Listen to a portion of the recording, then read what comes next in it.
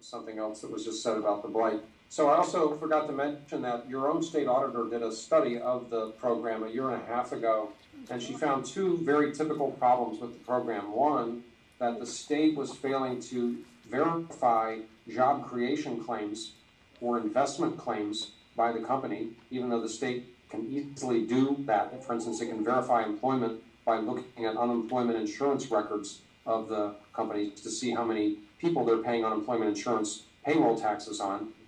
And they also found that in a large number of cases, the companies or the cities sponsoring the applications were using exaggerated dollar figures regarding the ripple effect, the amount being invested, or other ripple effect numbers, which then exaggerated the apparent benefits or apparent ripple effects of the deals. Those are also common problems we see with the way the programs are loosely monitored. Regarding that litany of blight definitions that was read, I'm really glad you read that great litany. That language dates back almost 100 years. It was created during the Progressive era for cities to gain the police powers to eliminate slums, basically. And it doesn't serve us well today because it's too broad. It's in my opinion, it's inappropriate. It's certainly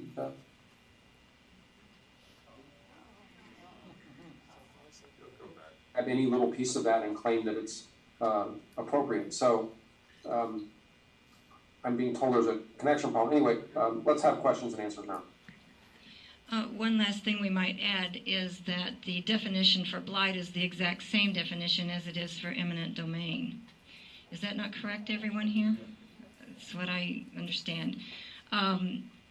We are going to start a questions and answers period, and because we want everyone to be able to hear the question, we would like to have you speak very closely into the microphone. We'd like to ask you to keep your questions short and succinct so we can have as many people as possible get their questions answered.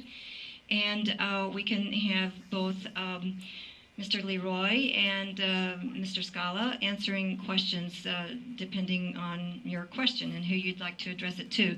So if we did hand out cards, if you want to write your question down, it might be easier for you to be succinct and read it. Do we have anyone who would like to ask a question? If so, please kind of step forward because you'll have to use the mic. Very quick question, probably for Carl. Carl, we have 7 people you mentioned on this new EEZ board that has been established by ordinance now. And my question is, are any of those people here tonight for this very important meeting? I saw Jeremy Root here, and he is one of the community advocates on this board. Is there anyone else here that is a member of that board? Apparently not.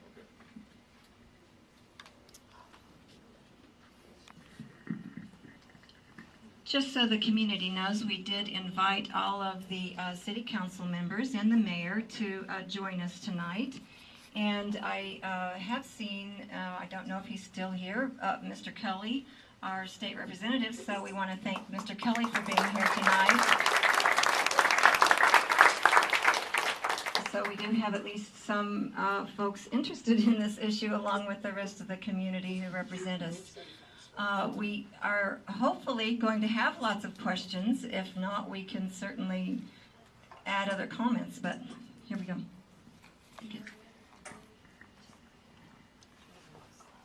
To me, this does not sound, Mike McMillan, this does not sound like it's creating jobs, revenue.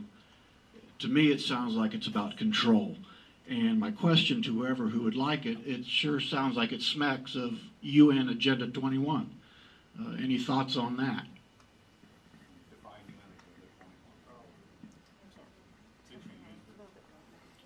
Well, I don't know if I'm capable of doing that. It's basically United Nations taking control of our government through big bankers, Wall Street, and corporations.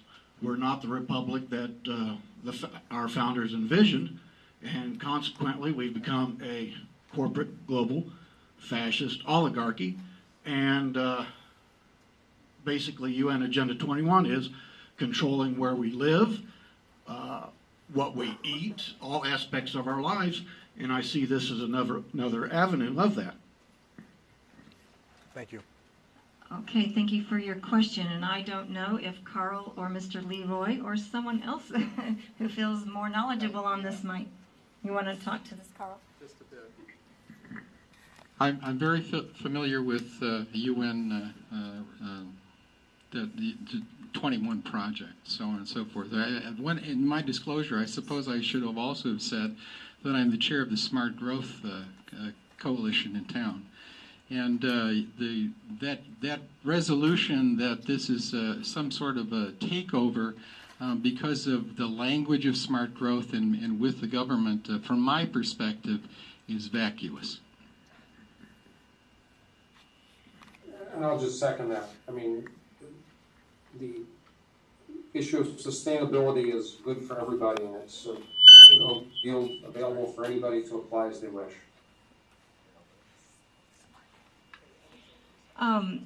Do we have any other questions or? My name is Jeremy Root, and I guess it was 10 days ago or so the mayor appointed me to serve on the Enhanced Enterprise Zone Advisory Board. It's not an honor that I sought, but one that it was accorded to me. And I would like to hear from you if you have suggestions for ways that we might be able to use this program appropriately, effectively, so it could be most successful in our community. Let's make sure you got the question. Did you hear that? Sure. I mean, the way I read the state rules, it's flawed for the reasons I stated. And I think, the local government there didn't write the rules, the state wrote the rules, and then the local government has to abide by the way the state structured the program. The concept is flawed, fundamentally. It's fixing what ain't broke. I can't gamble legally, but I'd love to bet somebody, if you were to go back and do autopsies on the plant closings that you've had there in Columbia, Missouri, I'd really be surprised if anybody said that the reason was property taxes. I've never heard that as a reason for a plant closing in all the cases I've looked at. So why do you think abating property taxes is going to fix something? That's what I don't get. It's just the wrong technology. It's a chainsaw for cutting butter. Okay, thank you, and appreciate the answer. Okay, please state your name. I'm Joseph Betcher, and I'm a 37-year member of the Columbia community. And I'd like to see a more equitable explanation of whether the state neighborhood rules versus the county zoning rules versus the use and zoning and application of eminent domain, if this is going to turn the community into industrial zones that are currently neighborhoods, what is the order of priority? Who takes precedent? Because you have very many community organizations in these so-called blighted communities that are conserving neighborhoods and the like. And I'd like to see somebody explain to me what the probable order of priority is, because it seems to me that we have many conflicting interests. Thank you. Good question. Who feels best able to answer that, Carl or Greg? Do one of you want to take that question? I can say one thing. I can't quote it because Carl, do you happen to have that Lowenstein Law Review with you by chance? I have the summary of it. There is, in the Judge Lowenstein is a judge, or was a judge. He's now an attorney in Kansas City, but he was sitting on the bench in the state of Missouri, and he did some work on blight and eminent domain. I know in this 33-page summary here, I cannot find what I'd like to share with you exactly right now, and I'm not an attorney or well qualified, but it speaks to your question. And anyone who has signed on our list here with an email that we can read, I would be happy to send you a link of this, and it will help you understand this blight and eminent domain question very, in a lot more detail, which I think I would highly recommend. One thing he does say, the general gist of it would be that essentially once an area is blighted, the government essentially owns it. That's about as good as I can put my own words. It's very, very serious situation. So I would really encourage folks to make sure we have your email. I'll see to it personally you get this sent to you. Also, I do think one of our webmasters here for the group CiViC did put together a nice website to try to have some of this information on it, and there could possibly be a link on the website for this information, www.comocivic.org. It might be on there as well, but I will definitely follow through, as I said, with the email. Carl, would you like to speak to that more? Just a comment. I'm not quite as strident on the side of this becoming eminent domain inevitably. I think there is a link from blight to eminent domain. Obviously, some of the language is the same. I suspect that one of the reasons there is no question about the fact that throughout the country and in Missouri in particular, there has been eminent domain abuse. I'm not trying to duck that question. But I do think that this blight designation can make it easier for that kind of situation to happen, because you can get the consternation and the emotionalism out of the blight argument out of the way, so that if the eminent domain down the road is an option, it makes it a little bit easier to do that. But I don't think there is a direct connection here. Some folks obviously in this room do. Greg, do you want to respond in any way? I don't have any sort of specific on-the-ground knowledge about land use controversies there, or whether particular places feel threatened by displacement or different land uses. But yeah, certainly we know there's been a national backlash against the Supreme Court decision in Kelo versus New London, Connecticut. Eminent domain has been abused in a number of places in this country, and a lot of people are very concerned about it. Having said that, economic development is a legitimate public objective, and sometimes the uses of land changes. But I would also argue, from what I've read there, you've obviously got some vacant land, and you've also obviously got some facilities that have been vacated because of plant closings. So the most efficient thing would be to reutilize those facilities. And I know from my own history in plant closings that often these are not contaminated, these are not always antiquated or outdated. They don't have to be demolished. They can be efficiently retrofitted and used in many cases. There's a lot of good industrial real estate out there. So,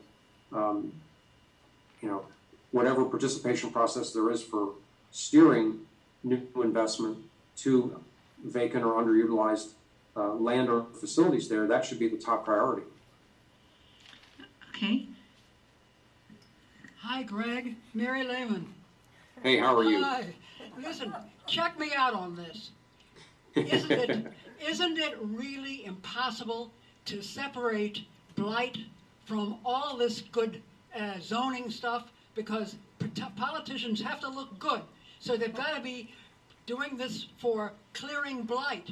And if they take the blight out, then you're just giving developers and their clients nifty tax deductions. So they can't have any kind of zone without putting blight in it. In other words, they've hung themselves by their own petard. And what I'm saying is, therefore, give up on trying to get around blight and still getting involved in zoning. They've got to go together, or it doesn't look good.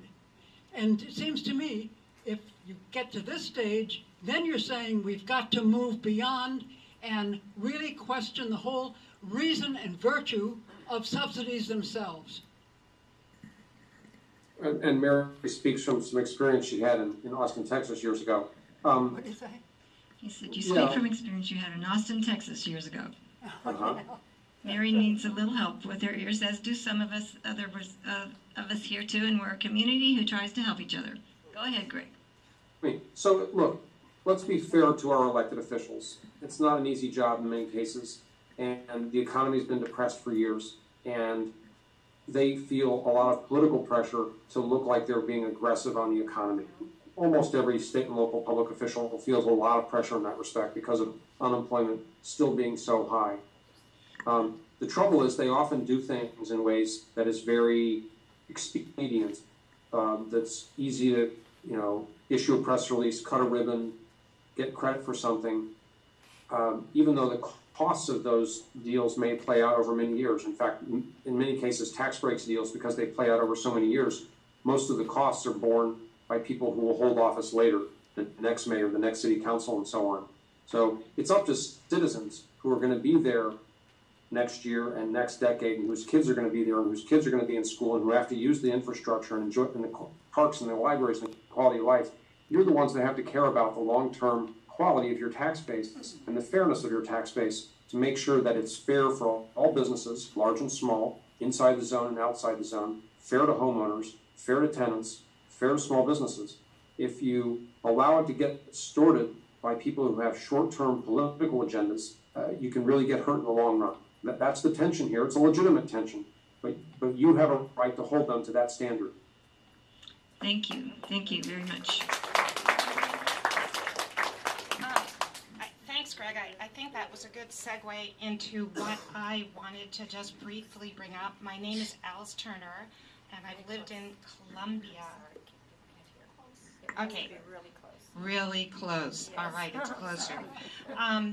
My name's Alice Turner. I have lived in Columbia for about 33 years, and I think most of that time I've been fairly active in a number of civic issues. I also serve on 2 city commissions.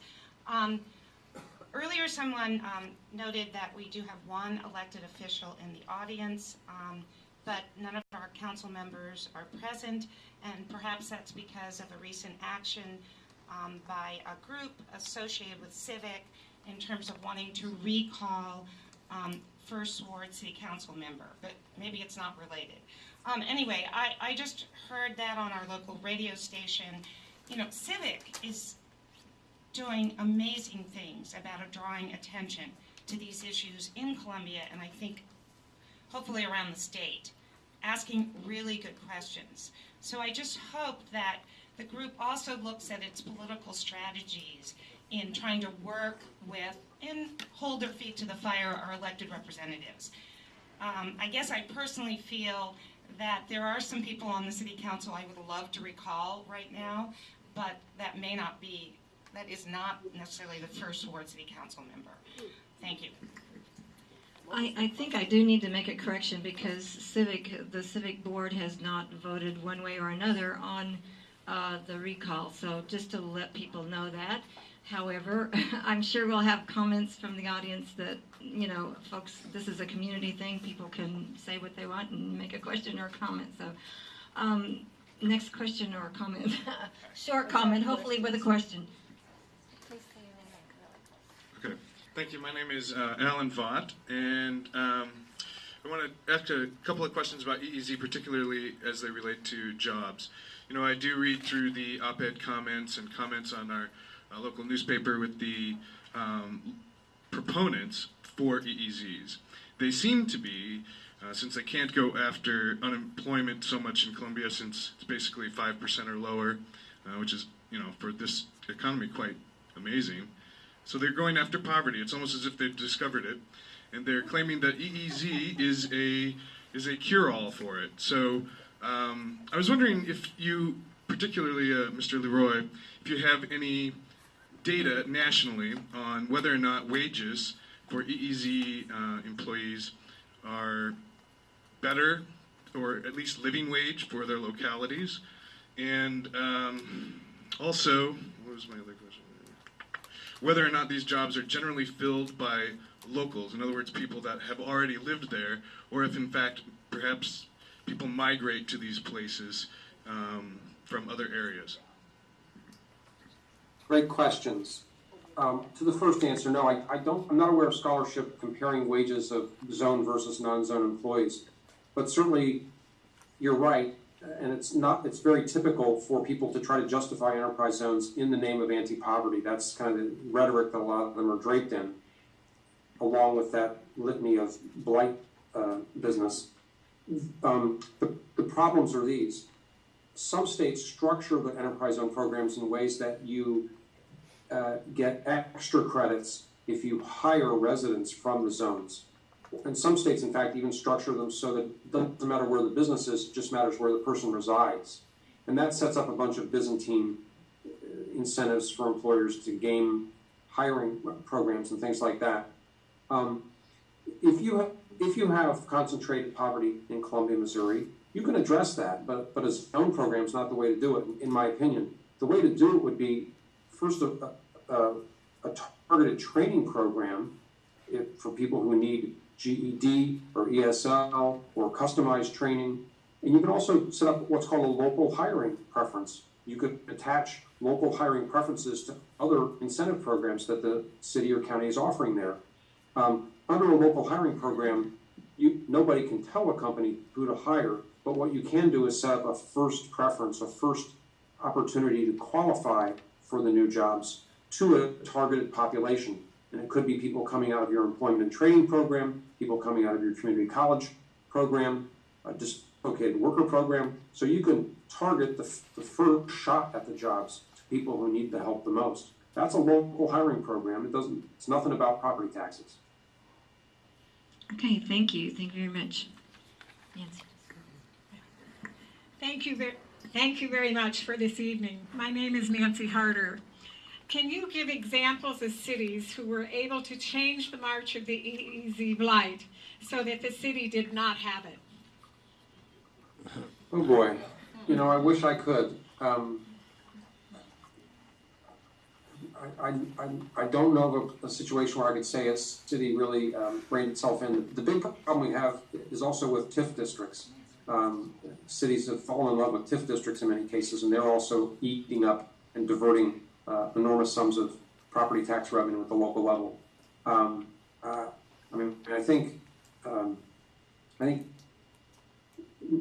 couldn't offer you an example. Not of a city that had a lot and then trimmed them back or reformed them in ways that I thought solved the problem. And again, the ultimate villain here is the state, because the state writes the rules that local governments then have to play by. And the big long-term drift we found in that study I mentioned that we issued 9 years ago is deregulation, that is loosening the rules, allowing bigger zones in affluent areas, gerrymandered zones that are gerrymandered that aren't even contiguous to each other.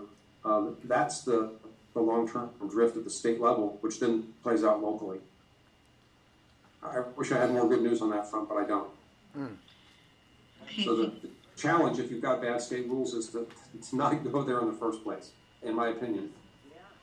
Can I ask for clarification? You'll have to come to the mic and maybe stand. It's on this question. Okay, on this question, what's... On his statement. I'll repeat Come to the mic. Come to the mic. Are you suggesting that the central power of the organization of the state kind of usurps the community power, and that the power base of those most organized has the largest effect on the outcome? Because that's the way I was taking the statement, that it's a state-down designation. That also to the question I asked. It seems like it's a top-down management style, and it takes away local control. That's my suggestion. Yeah. I wouldn't say usurp is the right word exactly, but it's just the nature of the way local powers for economic development work. They derive from what state government says a local government can do or cannot do. So the only reason you can have property tax abatements is because state law says local governments can do that, or create zones or have TIF districts. Those are all options. They don't require local government to do any of those, but they enable. And then if the city chooses to go down any one of those roads, the state rules determine how much money can get diverted for how long, for what purposes, et cetera, et cetera. On this question, or at any time, Representative Kelly, feel free to step in if you'd like to add something to an answer.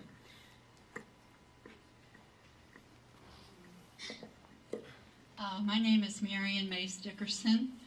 I was shocked when this all started initially, and I heard that over 1/2 of Columbia was designated as being blighted.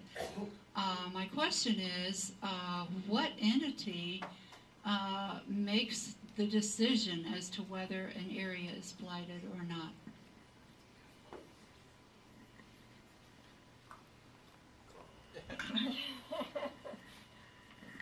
Well, the buck stops at the city council in this town, and we're a charter community, so we have some privileges beyond what the state gives us.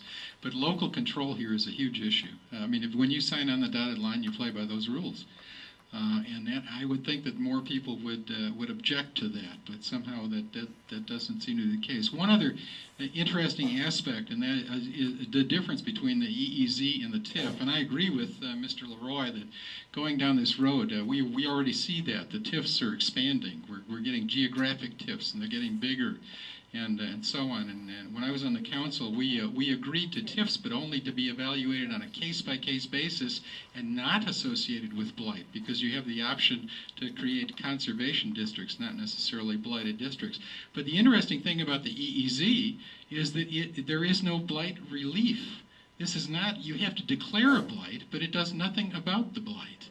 This is supposed that people keep saying this is all about jobs, yet they lack the data to suggest that it is all about jobs, but it's in no way does it deal with poverty or blight or any of the things that are required in order to establish it. Amen. Yeah, fixing the blight, so we don't have it anymore. Well, Carl's exactly right about, and the speaker's right about the blight district. This is Chris Kelly. Representative Chris Kelly. Carl's exactly right. The blight districts are not about fixing the problems, if there are problems in the blight zones. The issue here that concerns me is every state representative and every state official and every city councilman really wants to make his or her community better. They're not in this, they really do want to make it better. There's nobody on our city council who's not absolutely dedicated to that. And these tools are very inappropriate to get the job done. And the reason the tools are there is because the state keeps trying to find ways to make it possible to avoid taxation because Tennessee's doing it. And we got to rob the jobs from Tennessee. And I don't know, and nobody else knows any way out of that spiral. And I wish we changed the statute, as you know, to say that the blight can't be used other places, and as he said, that's good, I guess. But I don't know exactly why it's good, except that you don't, and I wish there was better answers to this. There isn't better answers to this, but I'll tell you one thing. The recall, I've been representing this community for 35 years, and I know a lot about it. And there's guys on this city council I would not vote for, but there's nobody on this city council who ought to be recalled. And that's why probably they're not here. They're pissed off. Why? They're mad because this, and I haven't spoken to them about this. I'm telling you how I would feel as a guy who's represented this community. Those are people who go there and do their very best to get the job done with the tools they have. As volunteers. And what folks are doing is attacking them, not for being dishonest or crooked or venal, but for doing the very best they can in a way that you disagree with. They like the tools. And they don't like the tools. Well, They're the tools they got. They use them. Okay. I'm telling you, I'm giving you my perspective on it. Right. I'm not saying this is a fact. I'm saying it's my opinion as the guy who's represented this community for a long time. I mean, I know almost everybody in this room. And I wish you'd think about whether or not it's appropriate on this whole recall business. Not that they're right, but they're not evil either. They're not listening to us. Who is us? You're looking at us as very, very narrow. Most of the people at the last city council. The entire city. That's true. Okay, let's assume they're wrong. They're wrong out of the very best in their hearts. And that's not a basis for a recall, I don't think. That's Thank you. Thank you. Okay, well, everyone will just Respect. stay calm and we'll all be respectful. We've given Respect. and heard some opinions. And I'm going to just ask everyone who wants to speak to get in the queue, please. And if you want to speak, get in the queue. And we'll respectfully have our conversation as a community. And we just heard one opinion here. So, and it is true that the council members are volunteers. That's something that can be pointed out. Nevertheless, I think we have several more questions, and I have a little comment if I know I kind of get disqualified to ask a question or make a comment. So maybe I'll try to raise my hand too later. But anyway, about maybe how we could solve the problem. So I'll let some more folks ask some questions though.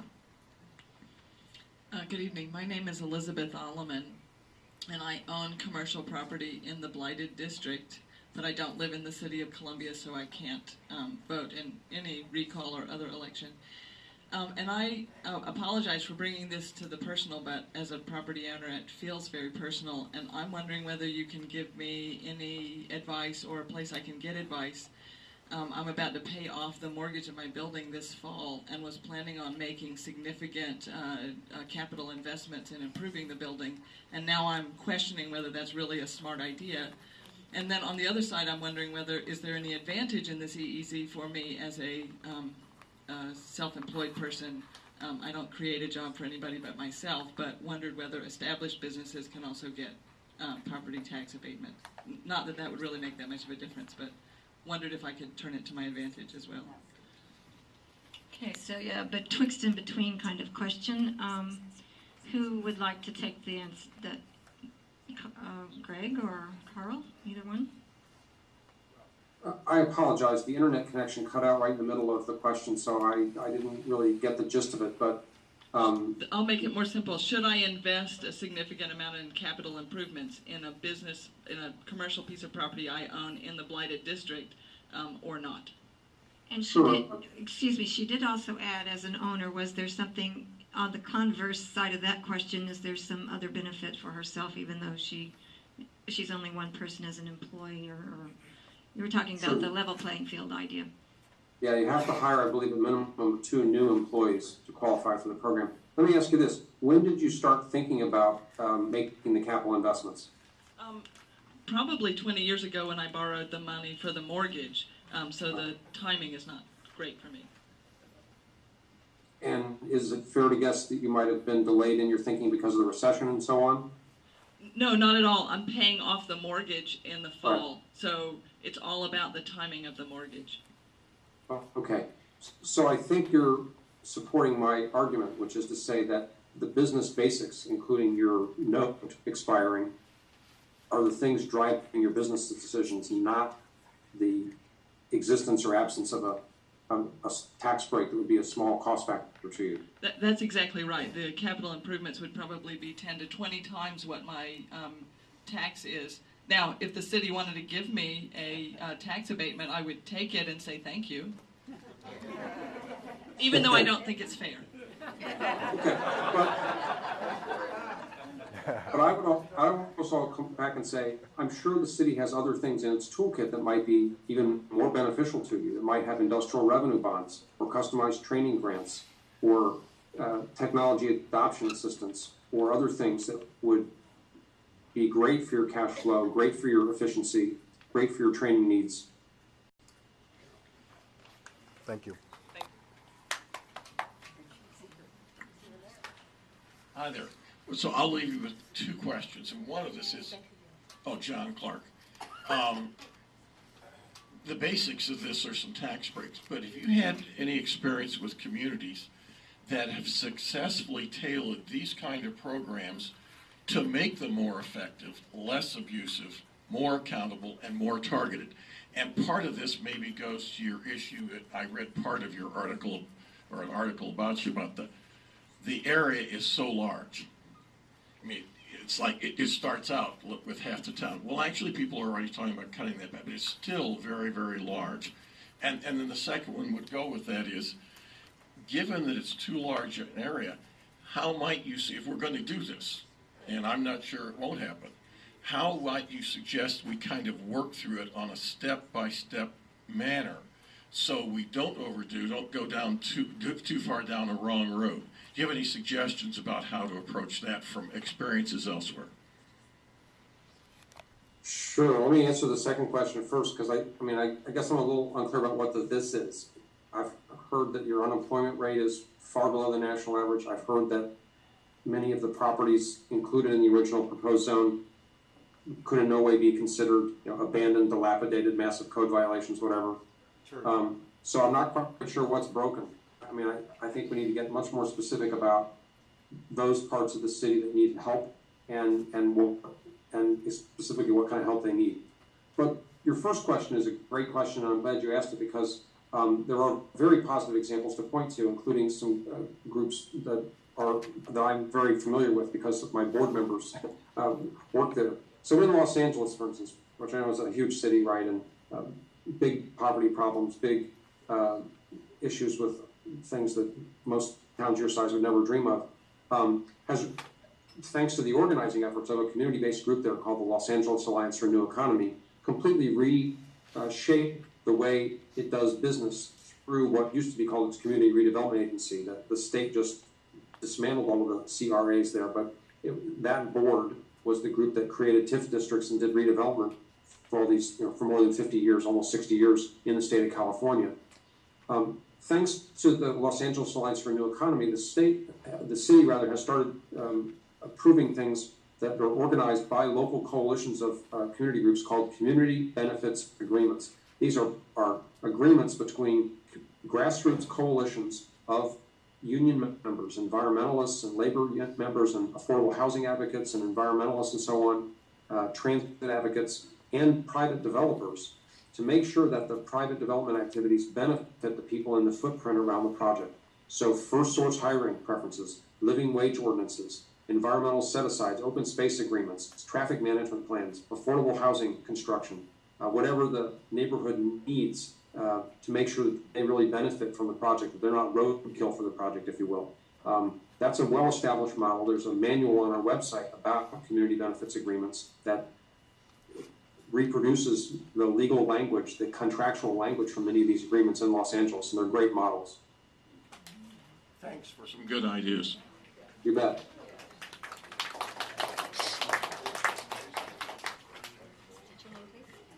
My name is James Gins. There's something that's been disturbing me that I don't think I've heard almost anyone mention until you brought it up, that I have not heard the name of a single company that is planning on moving to Columbia that would need this EEZ. We've been told that it would be manufacturing companies that have been interested, but I haven't heard of a business that's interested in relocating to Columbia. Nobody's said anything. I know that with the EEZ, there are about at least like 5 or 6 different kinds of businesses that can't use the program. And you said that for the most part with your EEZ stuff that you noticed that it was ethanol manufacturing that had really been taking and food processing. Yeah, and food processing had been the main people who had taken control of the EEZ. I guess I want to hear a little bit more about the companies that tend to take advantage of these types of tax programs. Sure. Generally, enterprise zones tend to be the favorites of capital-intensive companies that have large amounts of taxable property and therefore are sensitive to their property tax bill and keen on getting a break on their property tax bill. Capital-intensive doesn't always necessarily mean labor-intensive. So that's another tension sometimes regarding enterprise zones. Some states structure enterprise zones in ways that also reduce inventory taxes. I'm not sure if you have one there in Missouri, but the story there is that they often then attract warehouses because obviously warehouses are full of inventory, but warehouses don't have very many jobs in them. So you can actually kind of distort the kinds of companies you attract sometimes by the different things that you allow property tax abatements to apply to. Catherine Park, and thank you very much for being here with us this evening, and Carl Scala also, and Representative Kelly. You have, in Columbia, there is a level of rising alertness about this matter of the EEZ blight. More citizens are listening up and paying attention and making their voices heard and so forth. But there still is not yet people in the thousands commenting about this. So you have seen this phenomenon in many communities. What have you seen about the demographics of, say, a slowness to awaken to what are very, very clear issues with extraordinarily momentous implications for a community? Great question. You know, there's no one size fits all. The coalitions that we work with come in a lot of different flavors and stripes, but most of them I would say are represented in the room there tonight. People that are engaged in other activities, land use or civic rights or civic investment or environment, human rights, things like that. We certainly also see tax and budget groups getting involved in this. You have a terrific group there in Missouri called the Missouri Budget Project. I think their website is mobudget.org, which is your progressive voice at the state level on tax and budget issues. And then, the groups I talked about, like in Los Angeles, the coalitions that have come together around community benefits agreements involve environmentalists, affordable housing activists, labor unions, people concerned about social services, healthcare, children's healthcare, things like that. Just about anybody that cares about the quality of life in the community and adequate funding and fair treatment for everybody in the community. We're also seeing more small businesses finding way in on this. I think they've been not as involved as they should be in some cases, because there really is a business fairness issue here. It's the big companies that have the greatest ability to game the system, hire the lobbyists, to hire the consultants, to write the rules and so on. And it's small businesses, frankly, that often get stuck with higher taxes and lousier services. Thank you. Hi, my name is Mitch Richards. I just wanted to comment. I am the treasurer of Keep Columbia Free, and we are the organization which has been pushing both the recall of city council members and also a rescission of the EEZ ordinance as passed under the city charter of the city of Columbia. I guess I just wanted to point out is that the petition, the right to recall sitting council members is in the city charter for a reason. And that is our tool. Someone mentioned holding the people's feet to the fire. And when all of us, since we reached out to the community, we have had a response from libertarians, Democrats, Republicans, conservatives, progressives, Tea Party of Columbia, Occupy Como. It's across the board. No one supports this except people in power.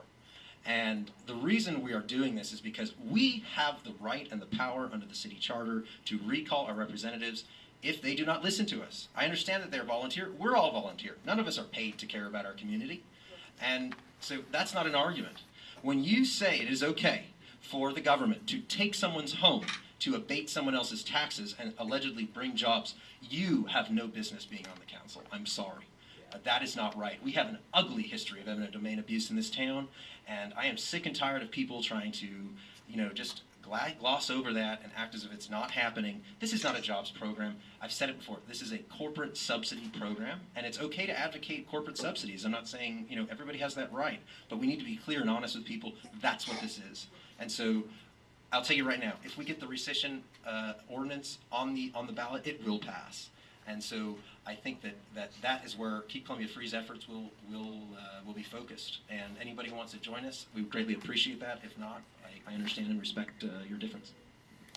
Thank you, Mitch. I did want to point out on the handout here that we gave tonight, there is, I believe, a section that talks about the city charter, or what the obligations of the elected officials are. Linda, you helped put this together. I can't even see. Is it on here? Yes. Would you please come forward and read that for us? Because I will say, while Linda's trying to get that and read it, if you know where it is on here, that there were 2 hours of testimony on more than one occasion that were at least 90% or more not in favor of this action. So that said, having been part of those council meetings, I'd like to ask Linda to read this section from the charter. Okay, this is the preamble to Columbia's Charter of Government, which states, Columbia will have a democratic form of government and provide for full publicity and openness in the conduct of affairs of city government, public meetings, and records, provide for equality of citizenship for all Columbians, and promote the common welfare. Okay, thank you. Thank you. I guess we have a couple more questions, and we're getting close to where we need to wrap up, so. Oh, great. I just wanted to note, I'm glad the former speaker mentioned libertarian groups. There's certainly, this is an issue where there is common ground from the left and right, and there's certainly a number of states where libertarian think tanks, and I understand the Show Me Institute has written on the subject there. We have progressives and libertarians sometimes have very similar criticisms. Okay, thank you. I want to thank Representative Kelly for his clear attempt to understand our. My name is Bruce Watts, and really close. Thank you, Chris, for your concern about our leaders as well as about us, and that we have understanding. I understand you're being spoken to there. So, at any rate, I just had a simple tactical musing. It just seems like, even if these are not backroom meetings with READY, Regional Economic Development Incorporated, and the businesses that they represent, or other businesses or corporations, if they're front room meetings with them and their staffs and engineers and planners, then we need to be using the front rooms as well. Even if these are so-called open meetings, when they just walk in the front door and talk to them, however they consider themselves to be in the sunshine, we need to be bringing them out into the sunshine to talk with us.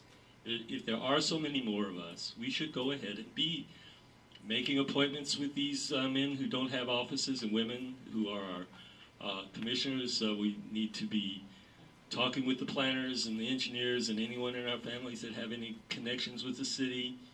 But certainly walking into the very downtown offices, and all of us, one after another, constantly talking to them one way or another, by phone, by text, by computer, and certainly, most importantly, in person.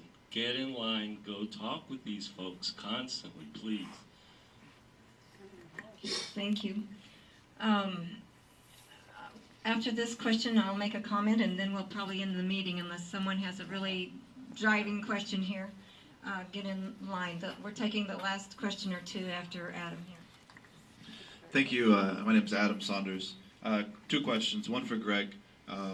Strategy that you would recommend for framing the debate or reframing the debate to add more tools to our toolbox that would be effective at getting the objectives we want. And similar question for Chris.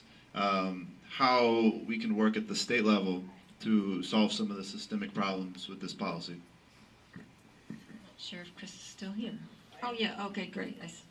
Okay, Greg, if you want to go first. Sure. Well, I mean, obvious advice, as you may gather from my comments, and that is, it's not about opposing EEZs.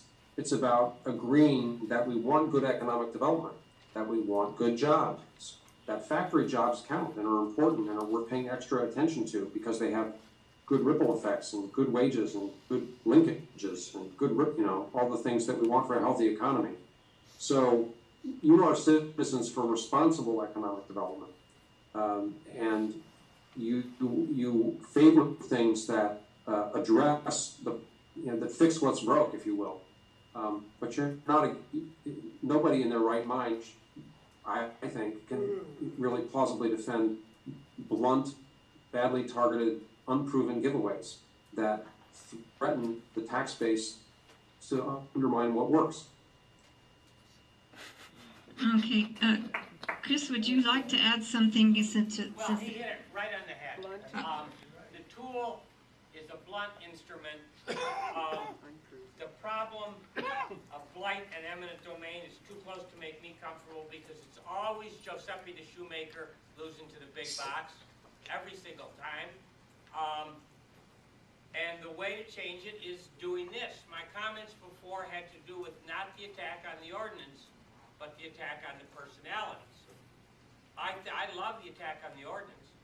I just don't like the attack on the persons. And I think practically it's wrong because people got to find a way to come together on this. Let's put it in short terms. You don't have we shouldn't be having a contest between the ready people and the community activists. There should be a place where the ready people and the community activists can come together, for example, on the job training stuff. But it's class war against us. Okay. I think that if we can make that balance, it's been out of balance for a very long time, and I think the people are kind of just tired. So we'll try to find a way to correct something some way or another here. Carol is going to take the last question, and then we're going to, Tyree has a question. Tyree will take the last question after Carol, and then we'll wind up the meeting with a couple of short comments. If I may, I'd like to begin with a very short comment. I'd like to thank you. Closer? All right. I'd like to, Carol Greenspan, sorry. Okay. I'd like to thank you for your book. It's been extraordinary reading for the last week, and I'm going to have to read it 2 or 3 times to digest it all. But on first reading, it's been extraordinary. And we had an example here of a company that is removing jobs from, manufacturing jobs from our area. But they're moving the low-tech jobs overseas, and they're moving high-tech jobs into Columbia. And you made comments today and others as well about targeting and about the absolute essentiality of looking at what educational needs do we have. And I think this one particular case is just an extraordinary example of what you've been talking about. But my question to you is, please talk a little bit about clawbacks. Oh, sure. Thank you. Clawbacks. So, clawbacks, clawback, is a common safeguard that states and cities can attach to almost any economic development subsidy, and they're especially appropriate for property tax abatements. It's a simple idea. We basically say, we're going to give you a certain amount of time to achieve the goals of the project, the hiring goals, the investment goals, whatever it is. And if you don't achieve those goals, we get our money back, or on a prorated basis. If you fall 20% short, we get 20% of our money back. You can also have what's called a rescission or a recalibration rule in place, simpler kind of cousin safeguards. That is, you can say, if after 5 years you've still fallen 20% short, well, we're just going to rewrite the value of this deal, and it's just going to be 20% less valuable to you than it was originally written. Or you can have a rule saying, if you fall that much short, or 30 or 40% short, and you never achieve your goals, the deal is off. The costs and the benefits don't balance, and therefore we're going to stop the deal going forward. Those are all common sense mechanisms that have been in place in many cities and many states for many years. Okay, thank you. And our last question. Last but not least. Hey, thank you so much. My name is Tyree Bindum. I just had a quick question, just a 2-part question. One, here locally in the mid-50s, the black community was pretty much decimated by some of the same strategies. And I heard that you mentioned that the use of this was really started when it came to about 100 years ago with the slums, certain areas. And so that community really didn't have any advocates. There was really few advocates, and that community, over 440 homes, 110 plus businesses, were pretty much decimated, and the community still hasn't recovered. I don't see any people from my community when they're talking about this here at this meeting to want to even revisit it. I normally find myself really being the lone person dealing with a lot of these things. But how do you heal the trust? Have you seen any community that has combated this and has made it through, or what are some of the things that can build trust between all of these economic development, the social development, the poverty programs, the regular community, the citizens? Have you seen anything that has been able to build that in order that we can each consider each other to be allies in this process? Thank you, Terry. Sure, I mean, it really goes back to these community benefits agreements coalition. I mean, good, plain old community organizing. Doing exactly what you all are doing tonight is where the trust begins.